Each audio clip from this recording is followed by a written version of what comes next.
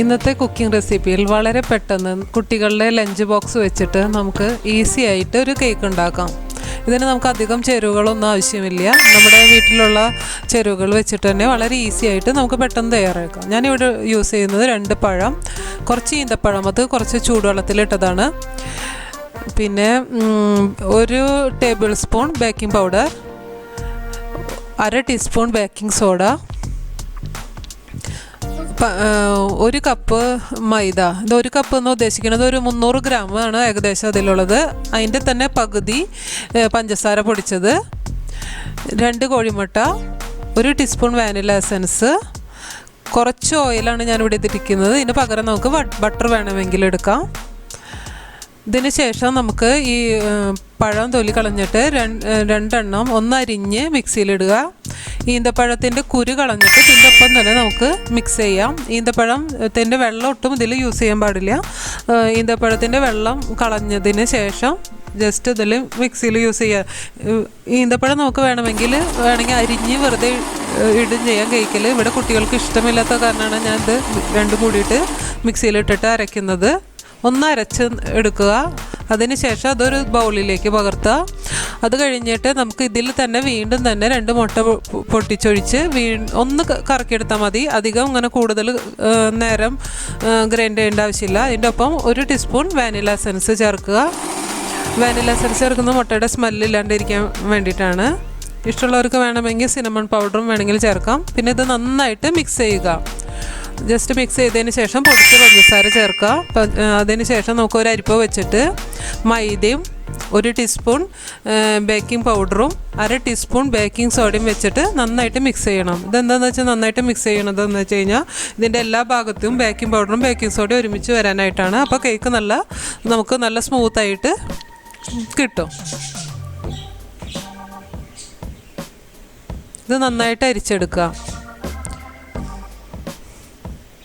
നമ്മൾ എടുത്തു വെച്ച മിക്സിലേക്ക് ഇത് നന്നായിട്ട് അരിച്ചെടുത്തിട്ട് നന്നായിട്ട് മിക്സ് ചെയ്യണം. ഇത് ബീറ്റർ ഉണ്ടെങ്കിൽ നമുക്ക് ബീറ്റർ വെച്ചിട്ട് നന്നായിട്ട് മിക്സ് ചെയ്യാം. ബീറ്റർ ഇല്ലെങ്കിലും കുഴപ്പമൊന്നുമില്ല. നമുക്കൊരു ഫോർക്കോ അല്ലെങ്കിൽ വിസ്കോ എന്തെങ്കിലും വെച്ചിട്ട് നന്നായിട്ട് മിക്സ് ചെയ്തിട്ട് എടുത്താൽ മതി. എല്ലാതും കൂടി നന്നായി മിക്സ് ചെയ്ത് ഒരു നുള്ളു ഉപ്പും, കുറച്ചിവിടെ ഞാൻ ഓയിലാണ് യൂസ് ചെയ്യുന്നത്. ഓയിലിന് പകരം ബട്ടർ യൂസ് ചെയ്യാം. നമുക്ക് 4 ടേബിൾ സ്പൂൺ ഓയിലാണ് ഞാനിവിടെ ഇതിൽ മൊത്തം യൂസ് ചെയ്തിരിക്കുന്നത്. ഇതിൻ്റെ മിക്സ് അധികം കട്ടി പാടില്ല.